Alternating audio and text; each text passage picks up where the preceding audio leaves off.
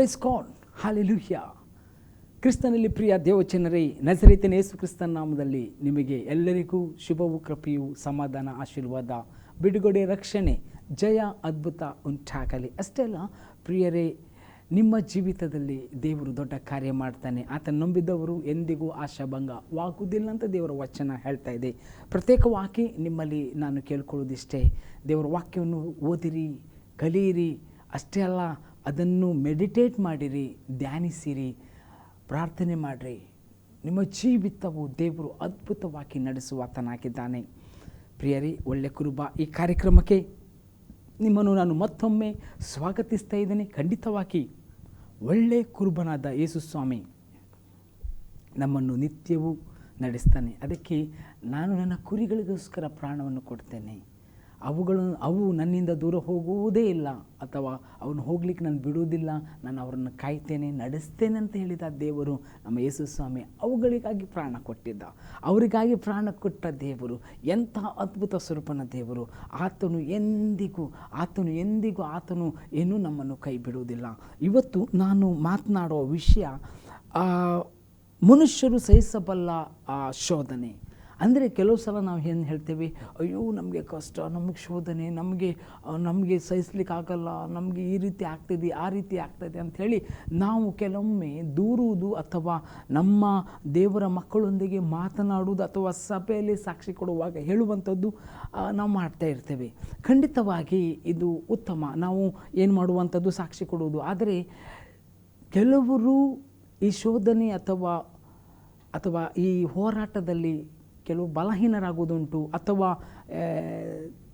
ಕ್ರಿಸ್ತನಿಂದ ದೂರ ಹೋಗುವ ಆಲೋಚನೆಗಳು ಮಾಡೋದುಂಟು, ಕೆಲವರು ದೂರ ಹೋಗಿದ್ದೂ ಉಂಟು. ಆದರೆ ನಿಮಗೆ ನಾನು ಹೇಳಲಿಕ್ಕೆ ಇಷ್ಟಪಡ್ತೇನೆ, ದೇವರು ಮನುಷ್ಯರಿಗೆ ಅಂದರೆ ಸಹಿಸಬಲ್ಲ ಶೋಧನೆ ಮಾತ್ರ ಮಾಡ್ತಾನೆ, ಬಿಟ್ಟರೆ ಅದಕ್ಕಿಂತ ದೊಡ್ಡದನ್ನು ಬಿಡುವುದಿಲ್ಲ.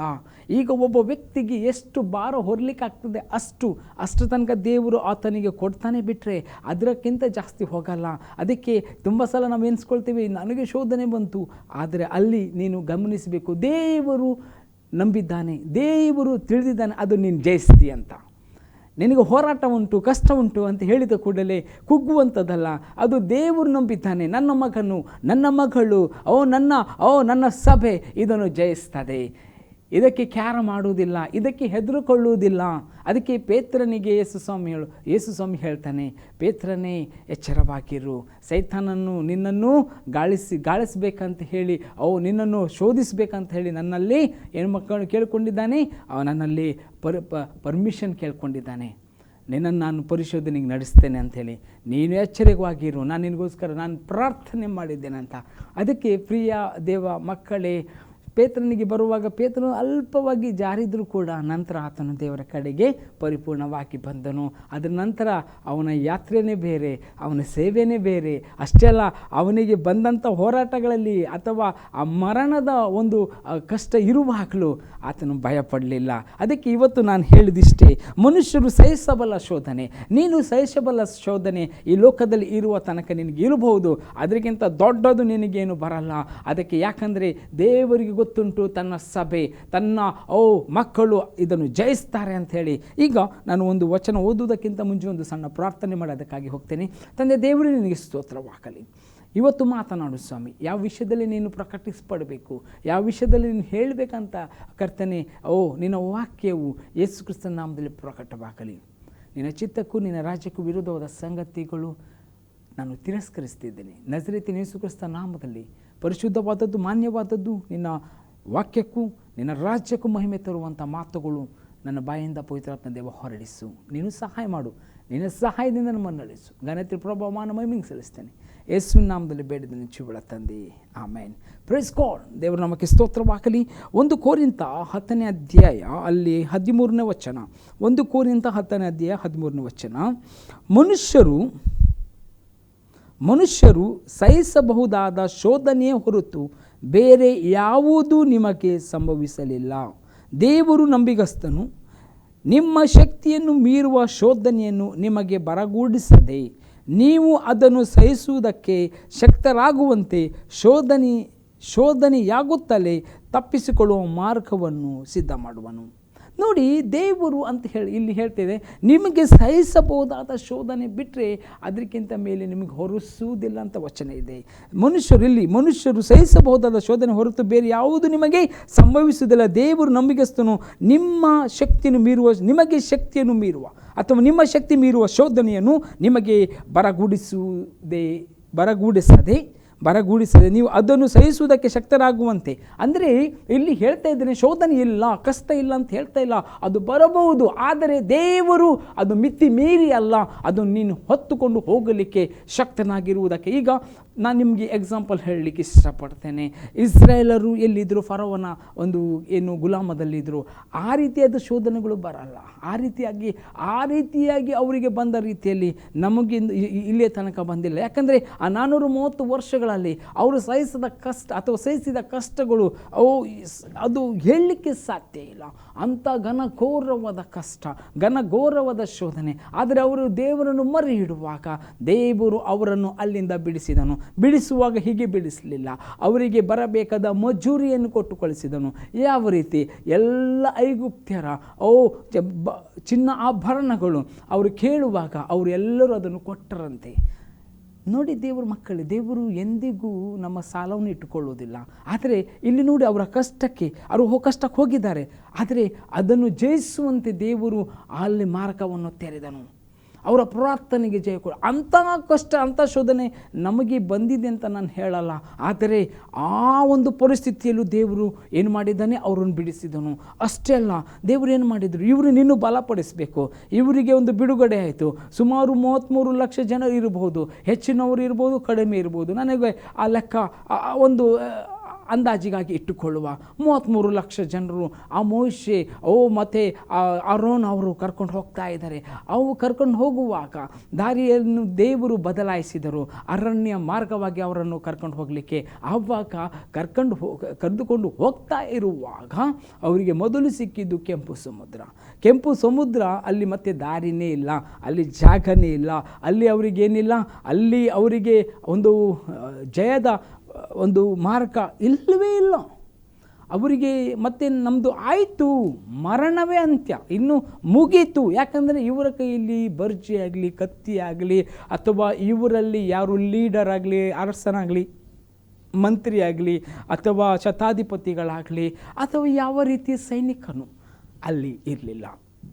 ಯುದ್ಧ ತರಬೇತಿ ಗೊತ್ತಿಲ್ಲ, ಯುದ್ಧ ಅಂದರೆ ಗೊತ್ತಿಲ್ಲ. ಯುದ್ಧ ಅಂತ ಹೇಳಲಿಕ್ಕೆ ಇವರ ದೇಹದ ಸ್ಥಿತಿಗಳು ಖಾಲಿ ಒಂದು ಸ್ಕೆಲಿಟನ್, ಮೂಳೆಯ ಒಂದು ಜಾಗಕ್ಕೆ ಬಂದ ರೀತಿಯಲ್ಲಿ, ಅಂದರೆ ಮೂಳೆಯ ಮೇಲೆ ಚರ್ಮ ಹೊದಿಸಿದ ರೀತಿಯಲ್ಲಿ ಅವರಿದ್ದರು. ಅಷ್ಟು ಬಡಕಲಾಗಿದ್ದರು, ಅಷ್ಟು ಅವರು ಏನಾಗಿದ್ದು, ದಣಿದು ಕಷ್ಟದಲ್ಲಿ ಬಳಲಿ ಹೋಗಿದ್ರು. ಈ ಸಂದರ್ಭದಲ್ಲಿ ಅವ್ರು ಏನು ಮಾಡ್ತಾ ಇದ್ದಾನೆ ಅಂತ ಹೇಳಿದರೆ, ಮೋಶೆ ಮತ್ತು ಆರೋನ್ ಹತ್ರ ಹೋಗಿ ಕೂಗ್ತಾ ಇದ್ದಾರೆ, ಏನು ಮಾಡ್ತೀನಿ ನೀನು, ನಾವು ಅಲ್ಲೇ ಇರ್ತಿದ್ದೀವಲ್ಲ. ಈಗ ನಮಗೆ ಆವಾಗ ಅವರು ಏನು ಮಾಡ್ತಾ ಇದ್ದಾರೆ ಅಂದರೆ, ದೇವರಿಗೆ ಗುಣಗುಡ್ತಾ ಇದ್ದಾರೆ, ಅಥವಾ ದೇವರು ಮಾಡಿದ ಅದ್ಭುತಗಳು ಮರೆತು ಅವರು ಬಂದಂಥ ಶೋಧನೆ ಅಷ್ಟೇ. ಹಿಂದುಗಡೆ ಫರೋವ, ಮುಂದೆ ಕೆಂಪು ಸಮುದ್ರ, ಇನ್ನು ಪ್ರಾಣ ಹೋಗುವ ಪರಿಸ್ಥಿತಿ, ಯಾರಾದರೂ ಕೂಗುವಂಥದ್ದೇ. ಆದರೆ ನಮ್ಮ ದೇವರು ಇದ್ದನಲ್ಲ, ಮಾರ್ಗವನ್ನು ತೆರೀತಾನೆ. ಇಲ್ಲಿ ನೋಡ್ರಿ, ನಿಮ್ಮ ಶಕ್ತಿಯನ್ನು ಮೀರುವ ಶೋಧನೆಯನ್ನು ನಿಮಗೆ ಬರಗೂಡಿಸದೆ ನೀವು ಅದನ್ನು ಸಹಿಸುವುದಕ್ಕೆ ಶಕ್ತರಾಗುವಂತೆ ಶೋಧನೆಯಾಗುತ್ತಲೇ ತಪ್ಪಿಸುವ ಮಾರ್ಗವನ್ನು ಸಿದ್ಧ ಮಾಡುವನು. ನಿಮಗೆ ಹೇಳ್ತೇನೆ ಪ್ರಿಯರೇ, ನಿಮ್ಮ ಕುಟುಂಬಗಳಲ್ಲಿ, ನಿಮ್ಮ ಸಭೆಯಲ್ಲಿ, ಅಥವಾ ನಿಮ್ಮ ಜೀವಿತದಲ್ಲಿ ರಕ್ಷಣೆ ಹೊಂದಿದ ಮೇಲೆ ನಿಮಗೆ ಯಾರೂ ಸಹಾಯ ಬರಲ್ಲ, ಅಥವಾ ಎಲ್ಲರೂ ವಿರೋಧಿಸ್ತಾ ಇದ್ದಾರೆ, ಎಲ್ಲರೂ ನಿಮ್ಮ ಹೆಸರು ಹಾಳು ಮಾಡ್ತಾರೆ, ಎಲ್ಲರೂ ನಿಮ್ಮನ್ನು ದೋಚಿಕೊಂಡು ಹೋಗ್ತಾರೆ. ಹೋದ ಕಡೆಯಲ್ಲಿ ನಿಮ್ಮನ್ನು ಹಿಂಸೆಗೆ, ಶೋಧನೆಗೆ, ಕಷ್ಟಕ್ಕೆ ಗುರಿ ಮಾಡಲಿಕ್ಕೆ ನೋಡುವಂಥ ಜನ, ಅಥವಾ ನಿಮ್ಮನ್ನು ಎಲ್ಲಿ ಹೋದರೂ ಹಾಗೆ ಮಾಡುವವರು, ನಿಮ್ಮ ವಿಷಯದಲ್ಲಿ ಯಾರೂ ಒಳ್ಳೆಯದು ಮಾತನಾಡಲ್ಲ, ಅಥವಾ ನಿಮಗೆ ಯಾರು ಒಂದು ತಂಬಿಗೆ ನೀರು ಕೂಡ ಕೊಡಲಿಕ್ಕೆ ಹಿಂದೆ ಮುಂದೆ ನೋಡುವಂಥ ಜನರು. ಈ ಸಮಯದಲ್ಲಿ ನಿಮಗೆ ಬರುವಂಥ, ದೇವರೇ ಯಾಕಾದರೂ ರಕ್ಷಣೆ ಹೊಂದಿದೇನು, ಮೇಲಿನ ಮೇಲೆ ಕಷ್ಟ, ಒಬ್ಬರೂ ಸಹಾಯ ಮಾಡಲ್ಲ ಅಂಥೇಳಿ ಭಯಪಡಬೇಡ್ರಿ.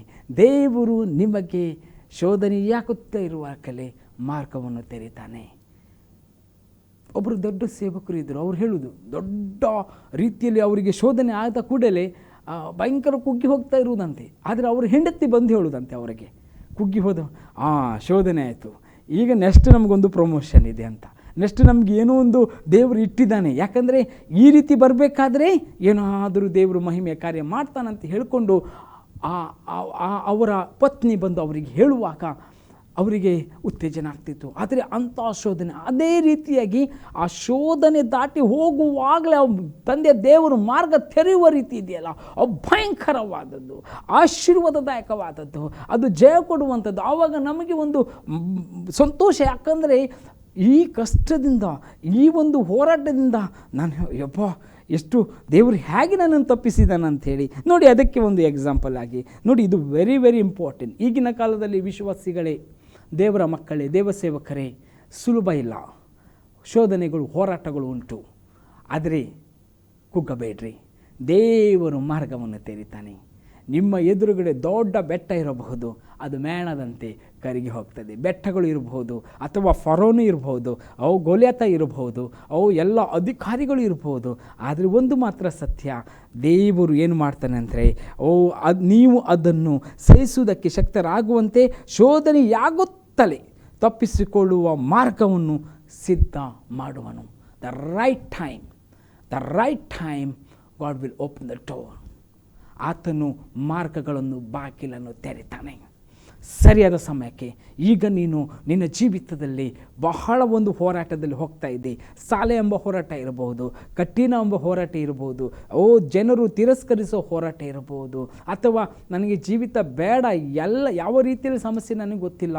ಆ ಎಲ್ಲ ಸಮಸ್ಯೆಯಿಂದ ದೇವರು ಆತನ ಸಮಯದಲ್ಲಿ ನಿನ್ನನ್ನು ಎತ್ತಿ ಅಲ್ಲಿಂದ ತಪ್ಪಿಸ್ತಾನೆ. ಅದಕ್ಕೆ ನೀವು ಯಾವತ್ತೂ ಹೇಳಬಾರ್ದು, ದೇವರೇ ನನಗೆ ಕಷ್ಟ ಬಂತು, ನನ್ನನ್ನು ತಗೊಂಡು ಬಿಡು, ಏನಪ್ಪ ಇದು ಕಷ್ಟ, ಯೇಸು ನಂಬಿದ ಕೂಡಲೇ ಅಯ್ಯಯ್ಯೋ ನನಗೆ ಈ ರೀತಿ ಆಯಿತು. ಆದರೆ ಇಲ್ಲಿ ವಚನ ಹೇಳ್ತಾ ಇದ್ದೇನೆ, ಮನುಷ್ಯರು ಸಹಿಸಬಹುದಾದ ಶೋಧನೆ ಹೊರತು ಬೇರೆ ಯಾವುದು ನಿಮಗೆ ಸಂಭವಿಸದು ಅಥವಾ ಸಂಭವಿಸಲ್ಲ. ನಿಮಗೆ ಮನುಷ್ಯರು ಅಂದರೆ ನಿನಗೆ ಎಷ್ಟು ಕೆಪ್ಯಾಸಿಟಿ ಇದೆ, ಎಷ್ಟು ನೀನು ಭಾರ ಹೊತ್ತಬಹುದು, ಎಷ್ಟು ನೀನು ನಿಲ್ಲಬಹುದು, ಅಷ್ಟು ನಿನಗೆ ಕೊಡ್ತಾರೆ, ಬಿಟ್ಟರೆ ಅದಕ್ಕಿಂತ ಜಾಸ್ತಿ ಕೊಡಲ್ಲ. ಈಗ ನಿಮಗೆ ನೋಡಿ, ಒಂದು ಯುದ್ಧಕ್ಕೆ ಹೋಗುವಾಗ ಕಾಲಾಳುಗಳಿಗಿರುವ ಬಲನೇ ಬೇರೆ, ಅಥವಾ ಅವರಿಗಿಂತ ಸ್ವಲ್ಪ ಮೇಲಿರುವವ್ರಿಗೆ ಬಲ ಬೇರೆ, ಶತಾಧಿಪತಿಗೆ ಬೇರೆ, ಸಹಸ್ರಾಧಿಪತಿಗೆ ಬೇರೆ, ಸೇನಾಧಿಪತಿಗೆ ಬೇರೆ, ರಾಜನಿಗೆ ಬೇರೆ, ಅವರ ಕೆಪ್ಯಾಸಿಟಿ ಬೇರೆ ಬೇರೆ. ಅವರ ಕೆಪ್ಯಾಸಿಟಿ ತಕ್ಕ ಹಾಗೆ ಅವರು ಏನು ಮಾಡ್ತಾ ಇದ್ದಾರೆ ಅಂದರೆ ಆ ಭಾರವನ್ನು ಹೊರತಾರೆ. ಅದೇ ರೀತಿಯಾಗಿ ಶೋಧನೆ ಹಾಗೆ. ಆದರೆ ನಿನಗೆ ಎಷ್ಟು ಹೊರಲಿಕ್ಕಾಗ್ತದೆ ದೇವರಿಗೆ ಗೊತ್ತಿದೆ. ಆದರೆ ಅದಕ್ಕಿಂತ ಮೀರಿ ನಿನ್ನ ಮೇಲೆ ದೇವರು ಭಾರ ಹಾಕೋದಿಲ್ಲ. ಆದರೆ ಎಲ್ಲಾದರೂ ನೀನು ಅಯ್ಯೋ ದೇವರೇ ನನಗೆ ಆಗ್ತಾಯಿಲ್ಲ ಅಂತ ಹೇಳುವಾಗ ದೇವರು ತಕ್ಕ ಮಾರ್ಗವನ್ನು ತೆರೆದು ಜಯವನ್ನು ಕೊಡ್ತಾನೆ. ಆದರೆ ಒಂದು ಮಾತ್ರ ಸತ್ಯ, ನೀನು ಆ ಭಾಗದಲ್ಲಿ ಉಳಿಯುವುದಿಲ್ಲ, ದೇವರು ನಿಮ್ಮನ್ನು ತಪ್ಪಿಸ್ತಾನೆ. ನೋಡಿ ಯಾವ ರೀತಿ ತಪ್ಪಿಸ್ತಾನೆ. ಕೀರ್ತನೆ ನೋಡ್ರಿ, ಕೀರ್ತನೆ 24ರಲ್ಲಿ ಅಲ್ಲಿ ನೋಡಿ, ಯೆಹೋವನೊಬ್ಬನೇ ರಕ್ಷಕನು. ಕೀರ್ತನೆ 124ರಲ್ಲಿ 124ರಲ್ಲಿ 1ರಿಂದ ಓದ್ತೇನೆ. Psalms chapter 124 verse 1. ಯೆಹೋವನು ನಮಗಿಲ್ಲದಿದ್ದರೆ ನಮ್ಮ ಗತಿ ಏನಾಗುತ್ತಿತ್ತೆಂದು ಇಸ್ರಾಯೇಲ್ ಹೇಳಲಿ. ಯೆಹೋವನು ನಮಗಿಲ್ಲದಿದ್ದರೆ, ಯೇಸಪ್ಪ ನಮಗಿಲ್ಲದಿದ್ದರೆ ನಮ್ಮ ಗತಿ ಏನು? ನಿಜವಾಗೂ ಹೇಳ್ತಾ ಇದ್ದೇನೆ, ನಾನು ಮಾತನಾಡುವ ಪ್ರತಿಯೊಂದು ಮಾತುಗಳು ನಿಮ್ಮ ಹೃದಯಕ್ಕೆ ತಟ್ಟುವಂಥದ್ದಿದೆ. ಯಾಕಂದರೆ ದೇವರು ಇಲ್ಲವಾದರೆ ನಮ್ಮ ಕೆಲಸಗಳು ಹಾರಿ ಹೋಗ್ತಾ ಇತ್ತು. ದೇವರು ಇಲ್ಲವಾಕಿದ್ರೆ ನಮ್ಮ ಮಗು ತಾಯಿಯ ಗರ್ಭದಲ್ಲಿ ಇರುವಾಗಲೇ ಅದು ಹಾರಿ ಹೋಗಬೇಕಾಗಿತ್ತು. ಯಾಕಂದರೆ ಅಷ್ಟು ಶೋಧನೆಗಳಿದ್ದಿತ್ತು. ದೇವರು ಇಲ್ಲವಾಕಿದ್ರೆ ನಾನು ಸಾಲದಲ್ಲಿ ಮುಳುಗಿ ಸುಸೈಡ್ ಮಾಡ್ಕೊಳ್ಬೇಕಾದ್ರೆ ದೇವರು ಮಾಡಲಿಲ್ಲ. ದೇವರು ಇಲ್ಲವಾದರೆ ನಮ್ಮ ಜೀವಿತದಲ್ಲಿ ಶುಭ ಕಾರ್ಯಗಳು ಆಗ್ತಿರಲಿಲ್ಲ. ದೇವರು ನಡೆಸಿದನು. ಯೇಸಪ್ಪನನ್ನು ನಂಬಿದ ಮೇಲೆ ಬಂದ ಶೋಧನೆಯಲ್ಲಿ ಅಥವಾ ಹೋರಾಟದಲ್ಲಿ ಯೇಸಪ್ಪ ನಮಗೆ ಸಹಾಯ ಮಾಡಲಿಲ್ಲವಾಗಿದ್ದರೆ ಭೂಮಂಡಲದ ನಾವು ಇರ್ತಾ ಇರಲಿಲ್ಲ ಪ್ರಿಯರೇ. ಆದರೆ ದೇವರು ನಮ್ಮ ಪಕ್ಷ ಇದ್ದಾನೆ. ಅಲ್ಲಿ ನೋಡಿ, ನರರು ನಮಗೆ ವಿರುದ್ಧವಾಗಿ ಎದ್ದಾಗ ಯೆಹೋವನು ನಮಗಿಲ್ಲದಿದ್ದರೆ ನಿಶ್ಚಯವಾಗಿ, ಗ್ಯಾರಂಟಿ ಅಂತ ಹೇಳ್ತೇವೆ, ನಿಶ್ಚಯವಾಗಿ ಅವರು ಕೋಪದಿಂದ ಉರಿಗೊಂಡು ನಮ್ಮನ್ನು ಜೀವಸಹಿತ ನುಂಗಿಬಿಡುತ್ತಿದ್ದರು. ನಿಶ್ಚಯವಾಗಿ ಪ್ರವಾಹವು ನಮ್ಮನ್ನು ಬಡಕೊಂಡು ಹೋಗುತ್ತಿತ್ತು, ನದಿಯು ನಮ್ಮನ್ನು ಮುಳುಗಿಸುತ್ತಿತ್ತು, ಮೀರಿದ ಪ್ರವಾಹವು ನಮ್ಮನ್ನು ಮುಳುಗಿಸಿಬಿಡುತ್ತಿತ್ತು. ಯೆಹೋವನು ನಮಗಿಲ್ಲದಿದ್ದರೆ, ಯಾರು? ನಮ್ಮ ದೇವರು ನಮಗಿಲ್ಲದಿದ್ದರೆ ಏನೆಲ್ಲ ಆಗ್ತಿತ್ತು ಅಂತ ಹೇಳ್ತಾ ಇದ್ದಾರೆ. ನಿಶ್ಚಯವಾಗಿ ಮನುಷ್ಯರ ಕೋಪ, ಯಬ್ಬಾ ಕೆಲವರು ಆ ಕೋಪ ಇದೆಯಲ್ಲ, ಊಹಿಸಲಿಕ್ಕೆ ಸಾಧ್ಯ ಇಲ್ಲ. ಅವರ ಮುಖದಲ್ಲಿ ಕಾಣ್ತಾ ಇತ್ತು. ಯಾರು? ಆ ಸೈತಾನನು, ನಮ್ಮ ವೈರಿಯು. ಅವನು ತನ್ನ ಜನರ ಮುಖಾಂತರವಾಗಿ ಅಥವಾ ತಾನು ಬಂಧಿಸಿದ ಜನರ ಮುಖಾಂತರವಾಗಿ, ದೇವರ ಚಿತ್ತಕ್ಕೆ ವಿರೋಧವಾಗಿ ನಡೆಯುವ ಜನರ ಮುಖಾಂತರವಾಗಿ, ದೇವರ ಮಕ್ಕಳಿಗೂ ದೇವರ ಸಭೆಗೂ ಬಂದಂತಹ ಕೋಪವು, ಅದನ್ನು ದೇವರು ನಮ್ಮನ್ನು ತಪ್ಪಿಸದಿದ್ದರೆ ಇಷ್ಟೊತ್ತಿಗೆ ಸಭೆಯೂ ಇಲ್ಲ, ಏನೂ ಇಲ್ಲ, ಸುಟ್ಟು ಹೋಗ್ತಿದ್ದೆವು. ಅರ್ಥ ಆಯ್ತಾ? ಆದರೆ ದೇವರು ನಮ್ಮನ್ನು ಕಾಪಾಡಿದ್ದಾನೆ. ಏಸಪ್ಪ ನಮ್ಮನ್ನು ಕಾಪಾಡಿದ್ದಾನೆ. ಅಲ್ಲಿ ನೋಡಿ, ನಮ್ಮನ್ನು ಜೀವ ಸಹಿತವಾಗಿ ನುಂಗಿ ಬಿಡ್ತಾ ಇದ್ರು. ಖಾಲಿ ಅಲ್ಲ, ಹೀಗೆ ಅಲ್ಲ, ಜೀವ ಸಹಿತವಾಗಿ. ಇದನ್ನು ಊಹಿಸ್ಲಿಕ್ಕಾಗಲ್ಲ. ಅವು ನಿಶ್ಚಯವಾಗಿ, ಮತ್ತೊಂದು ಸಲ ಹೇಳ್ತಿದ್ರೆ, ಗ್ಯಾರಂಟಿ ಅಂತೆ. ಪ್ರವಾಹವು ಅಂದರೆ ಸುನಾಮಿ ಬರುವ ರೀತಿಯಲ್ಲಿ, ಆ ರೀತಿ ನೀರು ಬರುವ, ನಮ್ಮನ್ನು ಬಡಕೊಂಡು ಹೋಗ್ತೀವಿ. ಸುನಾಮಿ ಮುಂದೆ ನಾವು ನಿಂತರೆ ಆಗ್ತದ? ನಾವು ಲಾಸ್ಟ್ ಟೈಮ್ ಕೇರಳಲ್ಲಿ ಒಂದು ಸುನಾಮಿ ಬಂತು. ನಾನು ಸಣ್ಣ ಪ್ರಾಯದಲ್ಲಿ ಇರುವಾಗ ನನ್ನ ನೆನಪಿದೆ. ನಾನು ಸ್ವಲ್ಪ ಕಾಲೇಜು ಅಥವಾ ಹೈಸ್ಕೂಲ್ ಗೊತ್ತಿಲ್ಲ ನನಗೆ, ಆದರೆ ಅದನ್ನು ಯೂಟ್ಯೂಬಲ್ಲಿ ನೋಡಿದೆ. ಅಲ್ಲಿ ಕ್ಯಾಮರಾ ವೀಡಿಯೋ ಅಲ್ಲೆಲ್ಲ ರೆಕಾರ್ಡ್ ಮಾಡಿ ಏನಾಗ್ತಿತ್ತು ಒಂದು ರೆಕಾರ್ಡಲ್ಲಿ ಆಗಿತ್ತು, ಆಯಿತಾ. ನಾನು ನೋಡಿದೆ ಅದನ್ನು, ಸುನಾಮಿ ಅಂತ ಹಾಕಿ ಕೇರಳದ ನೋಡುವಾಗ. ನೀವು ಬೇಕಾದರೆ ಯೂಟ್ಯೂಬಲ್ಲಿ ಹಾಕಿ ಸಿಗ್ತದೆ. ಅಲ್ಲಿ ನೋಡುವ ನೀರು ಕೆಳಗೆ ಹೋಯಿತು. ಜನರಿಗೆ ಭಾರಿ ಖುಷಿ. ಜನರು ಆ ನೀರಿನ ಹಿಂದೆ ಓಡಿದ್ರು. ತದನಂತರ ಪ್ರಿಯರೇ ಬಂತು ನೋಡಿ ನೀರು ಮೇಲೆ. ಅದು ಓ ದೇವಾ, ಜನ ಅದು ನೋಡಿ ಓಡಿ ಬರಲಿಕ್ಕೆ ಏನು ಓಡಿ ಬರುವುದು, ಅದ್ರ ಬರುವ ರಭಸ, ಪ್ರವಾಹದ ಸ್ಪೀಡು ಜನರನ್ನು ಕೊಚ್ಚಿಕೊಂಡು ಹೋಯಿತು. ಅಲ್ಲಿ ಕೊಚ್ಚಿಕೊಂಡು ಹೋಗೋದಂದರೆ ಈ ಏನು ಹುಲ್ಲು, ಏನು ಎಲೆ, ಒಣಗಿದ ಎಲೆ ರೀತಿಯೆಲ್ಲ ನೋಡಿ ಹೀಗೆ ಆ ರೀತಿಯಾಗಿ ಚಾಡಿಸ್ಕೊಂಡು ಹೋಯಿತು. ಅಷ್ಟೇ ಅಲ್ಲ, ಅಲ್ಲಿರುವ ತೆಂಗಿನ ಮರಗಳನ್ನು ಬುಡ ಸಹಿತ ಕಿತ್ತುಕೊಂಡು ಹೋಯಿತು. ಅಲ್ಲಿರುವ ಮನೆಗಳನ್ನೆಲ್ಲ ಕಿತ್ತುಕೊಂಡು ಹೋಯಿತು. ನಾನದನ್ನು ನೋಡಿ, ಅಬ್ಬಾ, ಪ್ರವಾಹ ಅಂದರೆ ಇಷ್ಟು ಅಂದರೆ ಅಂಥ ರೀತಿಯಲ್ಲಿ ನಿಮ್ಮ ಜೀವಿತದಲ್ಲಿ 4 ಕಡೆಯಿಂದಲೂ ಕಾತಲೆ, 4 ಕಡೆಯಿಂದಲೂ ಹೋರಾಟ, 4 ಕಡೆಯಿಂದಲೂ ಜನರು ಮುಗಿಬಿದ್ದಿದೆ, 4 ಕಡೆ ಪ್ರವಾಹ, 4 ಕಡೆಯಲ್ಲಿ ನೀನು ಮಧ್ಯದಲ್ಲಿದ್ದೆ, ಏನೂ ಅಲ್ಲ ಅವರು. ಆದರೆ ದೇವರು ಅದನ್ನು ತಿರುಗಿಸಿಬಿಟ್ಟನು. ದೇವರು ಅದನ್ನು ಶಾಂತಪಡಿಸಿಬಿಟ್ಟನು. ಒಂದು ಸಲ ಸಮುದ್ರದಲ್ಲಿ ಯೇಸಪ್ಪನ ಜೊತೆಯಲ್ಲಿ ಅದು ಶಿಷ್ಯರು ಹೋಗ್ತಾ ಇದ್ದರು. ಗಲಿಲಿಯ ಸಮುದ್ರದಲ್ಲಿ ಹೋಗ್ತಾ ಇರುವಾಗ ಅಲ್ಲಿ ಏನಾಯಿತು, ಗಲಿಲಿಯದಲ್ಲಿ ಅದರಲ್ಲಿ ಏನು ಪಕ್ಕನೆ ಬಿರುಗಾಳಿ ಅದೆಲ್ಲ ಬರಲ್ಲ, 4 ಕಡೆ ಬೆಟ್ಟಗಳು. ಆದರೆ ಆ ಒಂದು ಮಾತ್ರ ಜಾಗದಿಂದ ಬರುವುದಂತೆ. ಆದರೆ ಆ ಸಮಯದಲ್ಲಿ ದೊಡ್ಡ ರೀತಿಯಲ್ಲಿ ಏನು ಗಾಳಿ ಬೀಸಿ ದೋಣಿ ಅಲೆಗಳು ದೋಣಿಯನ್ನು ಹೊಡೆದು ಮುಳುಗಿಸ್ತಾ ಇತ್ತು. ಆ ಸಮಯದಲ್ಲಿ ಯೇಸಪ್ಪ ಮಲಗಿದ್ದರು. ಕೆಲವೊಂದು ಸಮಯದಲ್ಲಿ ನಾವು ಯೇಸುವನ್ನು ಮಲಗಲಿಕ್ಕೆ ಬಿಡ್ತೇವೇನು? ದೇವರು ಯೆಶಾಯದಲ್ಲಿ ಹೇಳ್ತಾನೆ, ನೀವು ಸುಮ್ಮನೆ ಇರಬೇಡ್ರಿ, ದೇವರನ್ನು ಸುಮ್ಮನೆ ಇರ್ಲಿಕ್ಕೂ ಬಿಡಬೇಡ್ರಿ, ಪ್ರಾರ್ಥಿಸಿರಿ ಅಂತ ಹೇಳಿ. ಆದರೆ ಈ ಒಂದು ಭಾಗದಲ್ಲಿ ನಾವು ಎಲ್ಲೋ ಬಿದ್ದು ಹೋಗಿದ್ದೇವೆ. ವೆರಿ ಇಂಪಾರ್ಟೆಂಟ್ ಆಗಿ ನಿಮ್ಗೆ ಹೇಳಲಿಕ್ಕೆ ಇಷ್ಟಪಡ್ತೇನೆ. ವೆರಿ ವೆರಿ ಇಂಪಾರ್ಟೆಂಟ್ ಆಗಿ, ಯೇಸಪ್ಪ ನಿಮ್ಮ ಜೀವಿತದಲ್ಲಿ ಮಲಗಿರಬಾರ್ದು. ಆತನು ಯಾವಾಗಲೂ ಎಚ್ಚರವಾಗಿರುವಂತೆ ನೋಡಿಕೊಳ್ಬೇಕು. ಅಂದರೆ ನೀವು ಎಣ್ಣೆಯಿಂದಲೂ ಆತ್ಮದಿಂದಲೂ ತುಂಬಿದವರಾಗಿರಬೇಕು. ಈಗ ವೆರಿ ಇಂಪಾರ್ಟೆಂಟ್ ಆಗಿ ನಾನು ಹೇಳಲಿಕ್ಕೆ ಇಷ್ಟಪಡ್ತೇನೆ. ಇಲ್ಲಿ ಏನು ಮಾಡಿತು ಅಂತ ಹೇಳಿದರೆ, ಆ ಒಂದು ಸಮಯದಲ್ಲಿ ಯೇಸಪ್ಪ ನಾನು ಹೋಗಿ ಶಿಷ್ಯರು ಎಬ್ಬಿಸಿ ಹೇಳ್ತಾಯಿದ್ರು, ಯೇಸಪ್ಪ ನಾವು ಸಾಯ್ತಾ ಇದ್ದೀವಿ, ನಿನಗೇನು ಬಿದ್ದು ಹೋಗಲಿಲ್ಲವೋ, ನೀನೇನು ಭಾರಿ ನಿದ್ರೆ ಮಾಡ್ತಿದ್ದಿ. ಯೇಸಪ್ಪಗೆ ಗೊತ್ತಿಲ್ಲ ಅಂತ ಅಲ್ಲ, ಯೇಸಪ್ಪ ನೋಡ್ತಿದ್ರು ಇವ್ರು ಏನು ಮಾಡ್ತಾರೆ, ಇವರ ಟ್ಯಾಲೆಂಟು, ಇವರ ಶಕ್ತಿ, ಇವರ ಸಾಮರ್ಥ್ಯ ಎಲ್ಲ ಹಾಕ್ಕೊಳ್ತಾರೆ. ಅದಕ್ಕೆ ದೇವರು ಹೇಳಿದರು, ಮನುಷ್ಯರು ಸಹಿಸಬಲ್ಲ ಶೋಧನೆ ಹೊರತು ಅದು ಮೀರಿ ಕೊಡುವುದಿಲ್ಲ ಅಂತ. ಆ ಬರುವ ಸಮಯದಲ್ಲೇ ಮಾರ್ಗಗಳನ್ನು ತೆರೀತಾನೆ. ಇದೇ ಒಂದು ಎಕ್ಸಾಂಪಲ್ ಪ್ರಿಯರೇ. ಯಾವಾಗ ಹೋಗಿ ಯೇಸಪ್ಪನ ತಟ್ಟಿ ಎಬ್ಬಿಸಿದ ತಕ್ಷಣವೇ ಯೇಸಪ್ಪ ಎದ್ದರು. ಏನು ನಿಮ್ಮದು ಗಲಿಬಿಲಿ, ಏನು ನಿನ್ನ ಗಡಿಬಿಡಿ, ಏನು ಹೆದರ್ಕೊಳ್ಳೋದು, ಏನಾಯಿತು? ಮೊದಲು ಯೇಸಪ್ಪ ಯಾರನ್ನು ಗದರಿಸ್ತಾರೆ ಗೊತ್ತಾ? ನೀರನ್ನು ಗದರಿಸುವುದಿಲ್ಲ, ಗಾಳಿಯನ್ನು ಗದರಿಸ್ತಾರೆ. ಹೇಳ್ರಿ, ನೀರನ್ನೆಲ್ಲ ಗದರಿಸುವುದು, ಗಾಳಿಯನ್ನು. ಯಾಕೆ? ನೀರನ್ನು ಕಲಕಿದ್ದವನು ಗಾಳಿ. ಅದಕ್ಕೆ ಯೇಸು ಸ್ವಾಮಿ ಬುಡವನ್ನೇ ಹಾಲಾಡಿಸ್ತಾರೆ. ಸೈತಾನನ ಬುಡ ಎಲ್ಲಿ ಹೊಡಿಬೇಕು ಅಲ್ಲಿ ಹೊಡಿತಾರೆ. ಎಲ್ಲಿಂದ ಬಂದಿದೆ ಕೆಲವೊಂದು ಸಲ ನಮ್ಗೆ ಗೊತ್ತಿರುವುದಿಲ್ಲ. ನಾವೆನ್ಸ್ಕೊಳ್ತೇವೆ, ಏನು ನೀರು ಇವನೇ ಸಮಸ್ಯೆ ಮಾಡೋದು, ನಮ್ಮ ನೇಬರು, ನಮ್ಮ ಊರಿನವನು, ನಮ್ಮ ಪಕ್ಕದವನು, ಇವನು ಆ ಸಂಘ ಈ ಸಂಘ ಅಂಥೇಳಿ ಅವನು ಮುಂದೆ ಇದ್ದಾನೆ ಅಂತ.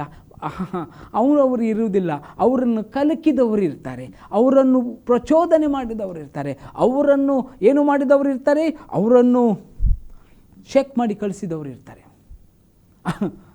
ಯೇಸು ಸ್ವಾಮಿ ಅವರನ್ನ ಮೇಲೆ ಕೈ ಇಡ್ತಾರೆ. ಇವತ್ತು ದೇಶವನ್ನು ಹಾಳು ಮಾಡುವವರು ಆಗಿರ್ಬೋದು, ಅಥವಾ ಜನರನ್ನು ನೀತಿಗೆ ವಿರೋಧವಾಗಿ ಕೆಲಸ ಮಾಡುವರಿರ್ಬೋದು, ಅಥವಾ ರೈಚಸ್ ವ್ಯಕ್ತಿಯನ್ನು, ದೇವರ ಮಗನನ್ನು ಅಥವಾ ನೀತಿವಂತರನ್ನು ವಿರೋಧಿಸುವವರಾಗಿರ್ಬೋದು. ಅವರು ಎದುರುಗಡೆ ಒಬ್ಬರು ಇರ್ತಾರೆ, ಅವರು ಹಿಂದುಗಡೆ ಇರ್ತಾರೆ, ಆದರೆ ದೇವರು ಇಬ್ಬರನ್ನು ಕೂಡ ಹಲ್ಲಾಡಿಸ್ತಾನೆ.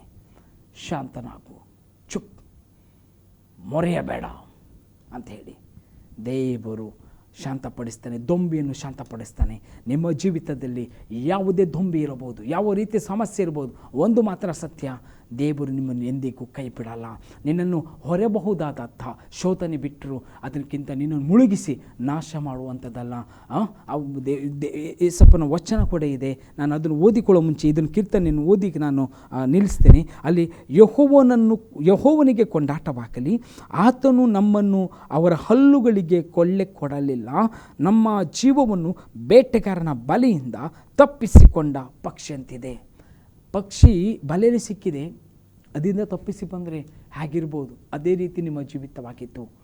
ಅದೇ ರೀತಿ ಮಾಟ ಮಂತ್ರ, ಕತ್ತಲೆ ಅಥವಾ ಬೆಂಕಿ, ನರಕ, ಆ ಭಾಗದಲ್ಲಿ ನೀವು ಏನಾಗಿದ್ರಿ, ಆ ಒಂದು ಲೋಕಕ್ಕೆ ಹೋಗುವಂಥ ಬಲೆಯಲ್ಲಿ ಸಿಕ್ಕಿಕೊಂಡಿದ್ರಿ. ನೀವು ಬೇಡವಾದ ಜಡ ವಸ್ತುಗಳನ್ನು, ಮೂರ್ತಿಗಳನ್ನು, ಪ್ರಕೃತಿಯನ್ನು ಆರಾಧಿಸಿ ಬೇಕಾಬಿಟ್ಟಿಯಾಗಿ ಪೋಲುಗಳನ್ನು ಮಾಡಿಕೊಂಡು ಜೀವಿತ ಹಾಳು ಮಾಡಿಕೊಳ್ಳುವಂಥ ಒಂದು ಏನು ಹೇಳ್ತಿದ್ರಿ, ಆತ್ಮ ನಷ್ಟಪಡಿಸಿಕೊಳ್ಳುವಂಥ ಜಾಗದಲ್ಲಿ ಇದ್ರಿ. ಎಷ್ಟೋ ದುಡಿದ್ರೂ ನಿಮ್ಮ ಜೀವಿತದಲ್ಲಿ ಬ್ಲೆಸ್ಸಿಂಗ್ ಇರಲಿಲ್ಲ, ಆಶೀರ್ವಾದವಿರಲಿಲ್ಲ, ಸಮಾಧಾನವಿರಲಿಲ್ಲ, ಬಿಡುಗರಿರಲಿಲ್ಲ, ಆರೋಗ್ಯವಿರಲಿಲ್ಲ, ಅಥವಾ ಮನೆಯಲ್ಲಿ ನೆಮ್ಮದಿ ಇರಲಿಲ್ಲ. ಆ ರೀತಿಯಾದಂಥ ಒಂದು ಕಡು ಕೆಂಪಾದಂತಹ ಒಂದು ಶೋಧನೆಯಲ್ಲಿ ಅಥವಾ ಜಾಗದಲ್ಲಿ, ಆ ಕಾರ್ಗತ್ತಲೆಯ ಕಣಿವೆಯಲ್ಲಿ ಇದ್ರಿ. ಆದರೆ ಯೇಸಪ್ಪ ಏನು ಮಾಡಿದರು, ನಿಮ್ಮ ಜೀವವನ್ನು ಬೇಟೆಗಾರನ ಬಲೆಯಿಂದಲೂ ತಪ್ಪಿಸಿ ಕೊಂಡ ಪಕ್ಷಿಯಂತೆ ಬಲೆಯು ಹರಿದು ಹೋಯಿತು. ಸಮಸ್ಯೆ ಹರಿದು ಹೋಯಿತು, ಎಲ್ಲ ಕಷ್ಟಗಳು ನೀಗಿ ಹೋಯಿತು. ಯಾಕೆ? ನೀವು ತಪ್ಪಿಸಿಕೊಂಡೆವು, ನಾವು ತಪ್ಪಿಸಿಕೊಂಡೆವು. ಭೂಮಿ ಆಕಾಶಗಳನ್ನು ಉಂಟು ಮಾಡದೆ ಯೆಹೋವನ ನಾಮದಲ್ಲಿ ನಮಗೆ ರಕ್ಷಣೆಯಾಗುವುದು. ಯೆಹೋವನ ನಾಮ ಯಾವುದು? ಯೆಹೋವ ನಾಮ. ಯೆಹೋವ ಹೆಸರಿಟ್ಟಿದ್ದು ಮನುಷ್ಯರು, ಆದರೆ ಯೆಹೋವನ ನಾಮ ಯೇಸಪ್ಪ. ಆತನ ಹೆಸರಿನಲ್ಲಿ ನಾವು ಬಿಡುಗಡೆ ಹೊಂದಿದ್ದೆವು. ಇವತ್ತು ಈ ವಿಡಿಯೋವನ್ನು ನೋಡುವ ಯಾವುದೇ ಅಥವಾ ಯಾರೇ ಆಗಿರ್ಬೋದು, ಸ್ತ್ರೀ, ಪುರುಷ, ಮಗಳು, ಮಗನು, ಅಥವಾ ಗಂಡು ಹೆಣ್ಣು, ಅಥವಾ ಯವನಸ್ಥ ಅಥವಾ ಯವನಸ್ಥಳು, ನಿಮ್ಮ ಜೀವಿತದಲ್ಲಿ ಏನಾದರೂ ಈ ರೀತಿಯಾಗಿ ನೀವು ಹೋಗ್ತಾ ಇರುವುದಾದರೆ, ಕಷ್ಟದಲ್ಲಿ, ಹೋರಾಟದಲ್ಲಿ, ಕತ್ತಲೆಯಲ್ಲಿ, ನಿನಗೆ ಒಂದೇ ಮಾರ್ಗ ಉಂಟು, ಯೇಸು ಸ್ವಾಮಿ. ಆತನು ಅಲ್ಲಿಂದ ಬಿಡುಗಡೆ ಮಾಡಲಿದ್ದಕ್ಕಾಗಿ, ನಿಮಗೆ ನಿತ್ಯ ಜೀವ ಕೊಡುವುದಕ್ಕಾಗಿ, ಪರಲೋಕದ ಸೌಭಾಗ್ಯವನ್ನು ಕೊಡುವುದಕ್ಕಾಗಿ, ಪರಲೋಕವನ್ನು ಇಲ್ಲಿ ಅನುಭವಿಸುವುದಕ್ಕಾಗಿ. ಆ ಒಂದು ಅನುಭವ ಅದು ಪರಿಪೂರ್ಣತೆಗೆ ಹೋಗ್ತೀವಿ. ಇಲ್ಲಿ ಅನುಭವ ಯಾವ ರೀತಿ ಅಂದರೆ ಸ್ವಲ್ಪ. ಈಗ ಜೇನನ್ನು ತಿನ್ನುವಾಗ ಸ್ವಲ್ಪ ಇಲ್ಲಿ ನಾಲಿಗೆಗೆ ತಾಗಿಸಿದರೆ ಅಷ್ಟೇ ನಾವೀಗ ಅಂದರೆ ರಕ್ಷಣೆ ಶಾಶ್ವತವಾದದ್ದು. ಆದರೆ ಅನುಭವ ಅದು ಪರಲೋಕಕ್ಕೆ ಕಂಪೇರ್ ಮಾಡಿದರೆ ಮಾತ್ರ ನಾನು ಹೇಳ್ತಿರುವುದು. ಆದರೆ ಆ ಒಂದು ಅನುಭವ ಇದೆಯಲ್ಲ, ನಿನ್ನ ಜೀವಿತದಲ್ಲಿ ನೀನು ಎಂದಿಗೂ ನಿನ್ನ ಕಾಣಲಾರದು. ಅದಕ್ಕೆ ಯೆಹೋವನು ಸರ್ವೋತ್ತಮನೆಂದು ಆತನನ್ನು ಸವಿದು ನೋಡಿರಿ. ಆತನು ಸರ್ವೋತ್ತಮನೆಂದು. ಆತನು ಸರ್ವೋತ್ತಮನು, ಎಲ್ಲದಕ್ಕಿಂತಲೂ ಉತ್ತಮನು. ಈ ಲೋಕದಲ್ಲಿ ಎಲ್ಲ ಉತ್ತಮ ವಸ್ತುಗಳಿಗಿಂತಲೂ ಉತ್ತಮೋತ್ತಮವಾದವನು ನಮ್ಮ ಕರ್ತನಾದ ಸ್ವಾಮಿ ಆಗಿದ್ದಾನೆ. ಆತನ್ನು ಸವಿದು ನೋಡ್ರಿ. ಅದಕ್ಕೆ ವಚನ ಅಲ್ಲಿ ಏಷ್ಯಾದಲ್ಲಿ ನಾನು ನೋಡ್ತೇನೆ. ಅಥವಾ ಇನ್ನು ನಾನು ಇದನ್ನು ಹೇಳಬೇಕಂತಿರುವಾಗ ಸಮಯದ ಅಭಾವ ಕೂಡ ಇದೆ ಪ್ರಿಯರೇ. ಆದರೆ ಶೋಧನೆ ಅಂತ ಹೇಳ್ಕೊಂಡು ಹೆದರಬೇಡ್ರಿ. ಯಾಕಂದರೆ ನಮ್ಮ ದೇವರು ಶೋಧನೆ ಬರುವಾಗ ತಪ್ಪಿಸಿ ನಿಮ್ಮನ್ನು ನಡೆಸುವತನಾಗಿದ್ದಾನೆ. ಅದಕ್ಕೆ ದೇವರು ಒಳ್ಳೆಯವನಾಗಿದ್ದಾನೆ, ಆತನಿಗೆ ಮಹಿಮೆ ಉಂಟಾಗಲಿ. ಇಲ್ಲಿ ನೋಡಿ, ಏಷ್ಯಾ 46 ವಚನ 3 ಓದ್ತೇನೆ. ಯಾಕೋಬ ವಂಶವೇ, ಇಸ್ರೇಲ್ ಸಂತಾನ ಶೇಷವೇ, ನನ್ನ ಮಾತಿಗೆ ಕಿವಿಕೊಡ್ರಿ. ನಿಮ್ಮನ್ನು ಗರ್ಭದಿಂದ ಹೊರುತ್ತಿದ್ದೇನೆ. ಇವತ್ತಿಂದಲ್ಲ, ಗರ್ಭದಿಂದಲೇ ದೇವರು ನಮ್ಮನ್ನು ನಡೆಸ್ತಾ ಇದ್ದಾನೆ, ಆಯಿತಾ? ಹುಟ್ಟಿನಿಂದ ವಹಿಸಿದ್ದೇನೆ. ನಿಮ್ಮ ಮುಪ್ಪಿನ ತನಕ ನಾನೇ ನಿಮಗೆ ಆಧಾರ. ನೆಂಬಾಗಲು, ನಿಮ್ಮನ್ನು ನೆರೆ ಬಂದಾಗಲೂ ನಿಮ್ಮನ್ನು ಹೊತ್ತು ಸಹಿಸುವೆನು. ನಾನೇ ಉಂಟು ಮಾಡಿದೆನು, ನಾನೇ ಹೊರುವೆನು. ಹೌದು, ನಿಮ್ಮನ್ನು ಹೊತ್ತು ಸಹಿಸಿ ನಿರ್ವಹಿಸುವೆನು. ನನ್ನನ್ನು ಯಾರಿಗೆ ಸರಿಗಟ್ಟಿ ಹೋಲಿಸಿರಿ? ಇಬ್ಬರು ನನ್ನ ಇಬ್ಬರು ಸಮಾನರೆಂದು ನನ್ನನ್ನು ಯಾರೊಡನೆ ಸಮಾನ ಮಾಡಿದ್ದೀರಿ. ಇಲ್ಲಿ ಕರೆಕ್ಟಾಗಿ ನೋಡ್ರಿ, ಮುಪ್ಪಿನ ತನಕ ನೆರೆ ಬಂದಾಗಲೂ ನಾನು ನಿಮ್ಮನ್ನು ಹೊತ್ತು ಸಹಿಸುವೆನು. ನಿಮ್ಮ ಜೀವಿತದ ಪ್ರತಿಯೊಂದು ಗಳಿಗೆ, ಪ್ರತಿಯೊಂದು ಕ್ಷಣ, ಪ್ರತಿಯೊಂದು ಸಂಗತಿಗಳು ನೋಡಿ. ಮತ್ತಾಯದಲ್ಲಿ ಒಂದು ವಚನ ಹೀಗೆ ಹೇಳ್ತಾ ಇದೆ, ಮತ್ತಾಯ 6ನೇ ಅಧ್ಯಾಯದಲ್ಲಿ 8ನೇ ವಚನ ಹೀಗೆ ಹೇಳ್ತಿದೆ, ನೀವು ನಿಮ್ಮ ತಂದೆಯನ್ನು ಬೇಡುವುದಕ್ಕಿಂತ ಮುಂಚೆ ನಿಮಗೆ ಏನೇನು ಅಗತ್ಯವೆಂಬುದು ಆತನಿಗೆ ತಿಳಿದಿದೆ. ನೋಡಿ, ಕೆಲವೊಂದು ಸಲ ನಮಗೆ ಶೋಧನೆಗಳು ಯಾಕೆ ಬರ್ತವೆ? ನಮ್ಮ ಸ್ವಭಾವಗಳು ಬದಲಾಗಲಿಕ್ಕೆ. ಕೆಲವು ಸಲ ನಮ್ಮಲ್ಲಿ ಸಿಟ್ಟಿರ್ತದೆ, ಅಹಂಕಾರ ಇರ್ತದೆ, ನಮ್ಮಲ್ಲಿ ಭಯಂಕರ ಕೆಲವೊಂದು ಚಟಗಳಿರ್ತವೆ, ಗುಪ್ತ ಪಾಪಗಳಿರ್ತವೆ, ಅಥವಾ ನಮ್ಮಲ್ಲಿ ಬೇರೆಯವರು ನಮ್ಮನ್ನು ಬದಲಾಯಿಸಲಿಕ್ಕಾಗಲ್ಲ. ನಾವೆಷ್ಟು ಹೇಳ್ತೇವೆ, ನಮ್ಮ ಸಭೆಯಲ್ಲೂ ಕೂಡ ಬಹಳ ಜನರಿಗೆ ಅಥವಾ ಯೂಟ್ಯೂಬ್ಗಳಲ್ಲಿ ನಾವು ಹೋಗೋ ಜಾಗದಲ್ಲಿ ಹೇಳ್ತೇವೆ, ಇದನ್ನು ಬದಲಾಯಿಸ್ಕೊಳ್ಳಿ, ಅದು ಬದಲಾಯಿಸಿಕೊಳ್ಳುವುದಿಲ್ಲ. ಆದರೆ ದೇವರಿಗೆ ಗೊತ್ತಿದೆ ಮೂಗಿಗೆ ದಾರ ಹಾಕಲಿಕ್ಕೆ. ಅದಕ್ಕೆ ಸೆಡಿಬೇರ್ ಅರಸನನ್ನು ದೇವರು ಏನು ಮಾಡಿದಾರೆ, ಮೂಗಿಗೆ ದಾರ ಹಾಕಿ ಬಂದ ಕಡೆಯಿಂದ ಅವನು ತಗೊಂಡು ಹೋಗ್ತೇನೆ ಅಂತ ಹೇಳಿದರು. ಯಾಕೆ ಮೂಗಿಗೆ ದಾರ ಹಾಕ್ಲಿಕ್ಕೆ ದೇವರಿಗೆ ಗೊತ್ತು. ದೇವರಿಗೆ ಗೊತ್ತಿದೆ ನಿಮ್ಮನ್ನು ಯಾವ ರೀತಿ ಟ್ರೈನ್ ಮಾಡಬೇಕು, ದೇವರಿಗೆ ಗೊತ್ತಿದೆ ನಿಮ್ಮನ್ನು ಯಾವ ರೀತಿ ಸರಿಪಡಿಸ್ಕೊಳ್ಬೇಕು. ಅದಕ್ಕೆ ನೀನು ನಿನ್ನ ಜೀವಿತದಲ್ಲಿ ಗುಪ್ತ ಪಾಪ ಅಥವಾ ದೇವರಿಗೆ ವಿರುದ್ಧವಾದ ಸಂಗತಿಗಳು ಪಾಪದಲ್ಲಿ ಇರುವುದಾದರೆ ಇವತ್ತೇ ರಿಪೆಂಟ್ ಹಾಕು. ನೀನು ದೇವರ ಮಗನಾಗಿದ್ದರೆ ಅದನ್ನು ಗುಪ್ತವಾಗಿರೋ ಪಾಪಗಳು ಮಾಡುವುದಾದರೆ ಬಿಟ್ಟು ಬಿಡು. ಯಾಕಂದರೆ ಗುಪ್ತವಾಗಿರುವುದು ಯಾವುದು ಮರೆಯಾಗದೇ ಇರುವುದಿಲ್ಲ ಅಂತೆ, ಮರೆಯಾಗದೇ ಇರುವುದಿಲ್ಲ, ಅದು ಬಂದೇ ಬರ್ತದೆ, ಬಟ್ಟ ಬಯಲಾಗ್ತದೆ. ಅದಕ್ಕೆ ಎಂಥ ದೊಡ್ಡ ಅಧಿಕಾರಿ, ಎಂಥ ಕ್ರಿಮಿನಲ್ ಆಗಿರ್ಬೋದು, ಅವನು ಎಷ್ಟೇ ಚಾಲೆಂಜ್ ಮಾಡ್ತೇನೆ ಅಡಗಿಸಿಗೆ ಇಡಲಿಕ್ಕೆ ಅವನ ಅಧಿಕಾರ, ಅವನ ಫೋರ್ಸ್, ಅವನು ಎಲ್ಲ ಮಾಡಿದರು ಹೊರಗೆ ಬಂದೇ ಬರ್ತದೆ. ನಮ್ಮ ದೇಶದಲ್ಲಿ ಏನಾಯಿತು ನೋಡ್ತಾ ಇದ್ದೀರಲ್ಲ, ಅಥವಾ ಎಲ್ಲ ಅಧಿಕಾರ ವಿಷಯದಲ್ಲಿ ಏನು ನೋಡ್ತಾ ಇದ್ದೀರಾ, ಬಿಡುವುದಿಲ್ಲ ದೇವರು. ನೀವು ಎಷ್ಟೇ ಸೀಕ್ರೆಟ್ ಅಂತ ಹೇಳಿದರು, ಸೀಕ್ರೆಟ್ಗಿಂತಲೂ ಅದ್ಭುತನಾದ ದೇವರು ನಿಮ್ಮ ಯಾವುದೇ ಸೀಕ್ರೆಟ್ ಅಲ್ಲ ಆ ಜಾಗದಲ್ಲಿ ಬಂದು ಅದು ಹೊರಗೆ ತೆಗೆದು ತೋರಿಸುವ ಆತನು. ಅದಕ್ಕೆ ಕೆಲವೊಂದು ಶೋಧನೆಗಳು, ಕೆಲವೊಂದು ಹೋರಾಟಗಳು ನಮ್ಮ ಪಾಪಕ್ಕಾಗಿ ಬರ್ತವೆ. ನೀವು ನಿಮ್ಮ ಪಾಪಗಳನ್ನು ಬಿಟ್ಟು ಪರಿಶುದ್ಧರಾಗಿ ನೀತಿವಂತನಾಗಿ ನೀತಿಯಲ್ಲಿ ಯೇಸುವಿನ ಹಾಗೆ ಯೇಸುವಿಗಾಗಿ ಯೇಸುವಿನಲ್ಲಿ ಜೀವಿಸ್ತಾ ಇರುವುದಾದರೆ ನಿನ್ನ ಶೋಧನೆ ಸಮಯದಲ್ಲಿ ದೇವರು ತಪ್ಪಿಸಿ ಕಾಪಾಡ್ತಾನೆ. ಇಲ್ಲವಾದರೆ ಪಾಪದಲ್ಲಿದ್ದರೆ ನಿನಗೆ ದೇವರು ರಿಮೈಂಡ್ ಮಾಡ್ತಾನೆ, ತೋರಿಸಿಕೊಡ್ತಾನೆ. ಅದಕ್ಕೆ ರಿಪೈಂಟ್ ಆಗು, ನೀನು ಪಶ್ಚಾತ್ತಾಪ ಪಡು, ದೇವರ ಕಡೆ ತಿಳ್ಕೊಳ್ಳು. ಈಗ ನಿಮಗೆ ಕೊನೆಯದಾಗಿ ಹೇಳಲಿಕ್ಕೆ ಇಷ್ಟಪಡ್ತೇನೆ, ದೇವರ ರಾಜ್ಯದಲ್ಲಿ ನಿನಗಾಗಿ ದೇವರು ಒಂದು ಉತ್ತಮವಾದಂಥ ಜಾಗ ಇಟ್ಟಿದ್ದಾನೆ. ಮೊದಲನೇದಾಗಿ ರಿಪೆಂಟ್ ಆಗು, ಪಾಪ ಪಶ್ಚಾತ್ತಾಪ ಪಡು. ಯೇಸು ಒಂದೇ ಮಾರ್ಗ, ಯೇಸು ಒಬ್ಬನೇ ದೇವರು. ಆತನ ನಾಮದಲ್ಲಿ ರಕ್ಷಣೆ ಹೊಂದು, ಆತನ ನಾಮದಲ್ಲಿ ಪರಲೋಕ ಇದೆ ನಿನಗೆ. ಅಷ್ಟೇ ಅಲ್ಲ, ಶೋಧನೆ ಬರುವ ಸಮಯದಲ್ಲಿ ದೇವರು ನಿಮಗೆ ತಪ್ಪಿಸಿ ಕಾಪಾಡ್ತಾನೆ. ಭಯಪಡಬೇಡ್ರಿ, ದಿಗ್ಭ್ರಮೆಗೊಳ್ಳಬೇಡ್ರಿ, ದೇವರು ನಿಮ್ಮೊಂದಿಗಿದ್ದಾನೆ. ಪ್ರಾರ್ಥಿಸುವ. ತಂದೆ ದೇವರೇ, ನಿನಗೆ ಸ್ತೋತ್ರವಾಗಲಿ.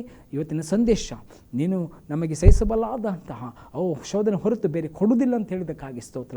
ಅಪ್ಪ ತಂದೆ, ಆ ಬಲದಿಂದ, ಆ ಶಕ್ತಿಯಿಂದ, ನಿನ್ನ ಆತ್ಮದಿಂದ, ವಾಕ್ಯದಿಂದ ನಮ್ಮ ತುಂಬಿಸಿ ನಡೆಸು. ಯಾರಾದರೂ ಇವತ್ತು ಕಷ್ಟ, ಕಣ್ಣೀರು, ಹೋರಾಟ, ದುಃಖದಲ್ಲಿ ಇರುವುದಾದರೆ ಅಪ್ಪ ಸಹಾಯ ಮಾಡು. ನೀನು ದೈವಿಕ ಸಹಾಯ ಹಿಡಿದು ಒಂದು ದೊಡ್ಡ ಒಂದು ಬಿಡುಗಡೆಯನ್ನು ಘೋಷಣೆ ಮಾಡ್ತೀನಿ. ಸೈತಾನನ ಯೇಸುವಿನ ನಾಮದಲ್ಲಿ ತೊಲಗು.